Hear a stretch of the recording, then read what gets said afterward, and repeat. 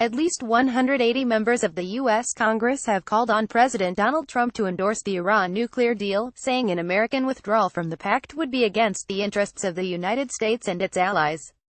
Led by Florida Representative Ted Deutsch and North Carolina Representative David Price, about 180 House Democrats signed a letter to Trump on Wednesday urging him to recertify the nuclear deal, unless he can present credible evidence of a material breach of it by the Iranians.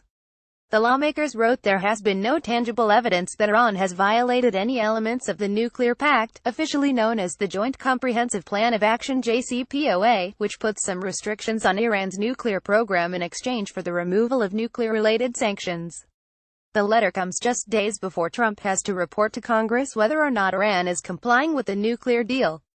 If he argues that Iran is not in compliance, that could cause an American withdrawal from the international pact. The International Atomic Energy Agency (IAEA) has recently reported that Iran is complying with the agreement. In their letter to Trump, the lawmakers said that absent credible and accurate information confirming a material breach, we are concerned that withholding certification of Iran's compliance or walking away from the nuclear deal would harm our alliances, embolden Iran, and threaten U.S. national security. They added that so far, no such evidence has been presented to Congress. They ended their letter by asking Trump to implement vigorous enforcement of the nuclear deal. During a Senate hearing on Tuesday, U.S. Defense Secretary James Mattis said Trump must consider remaining a party to the nuclear deal because the international accord serves U.S. interests. Last month, U.S. Secretary of State Rex Tillerson admitted that Tehran was in technical compliance with the 2015 nuclear agreement. The remarks by the Pentagon chief and the top U.S. diplomat were in sharp contrast with Trump's assessment that the nuclear agreement is an embarrassment to the U.S. Trump has desperately sought a pretext to scrap or weaken the JCPOA, and get rid of the limits it imposes on the U.S. ability to pursue more hostile policies against Iran. The U.S. Republican president faces an October 15 deadline for certifying that Iran is complying with the deal. Such certification is needed by U.S. law every 90 days in order for Congress to continue to withhold nuclear-related sanctions against Iran, itself a U.S. commitment under the JCPOA.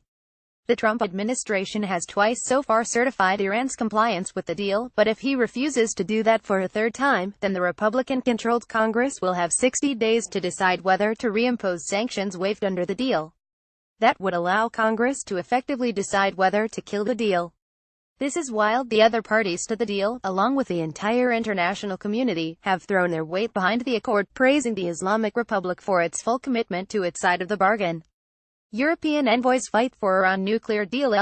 U.S. Secretary of Energy Ernest Moniz, U.S. Secretary of State John Kerry and U.S. Undersecretary for Political Affairs Wendy Sherman meet with Iranian Foreign Minister Mohammad Javad Zarif II and his delegation at a hotel in Vienna on June 28, 2015. AFP photo. According to reports, the British, French, German and European Union ambassadors to the U.S. were to hold a meeting with Democratic senators on Capitol Hill on Wednesday night. British Ambassador Kim Derrick was in Congress on Wednesday with his French, German and EU counterparts meeting with U.S. lawmakers to provide information on the European position on the JCPOA, a British embassy official told Reuters. Former Under-Secretary of State and lead Iran negotiator Wendy Sherman and former Energy Secretary Ernest Moniz and Treasury Secretary Jack Lew were also scheduled to participate in the discussions via video link. The meeting is part of an ongoing effort by Democratic lawmakers and other officials to boost support for the deal.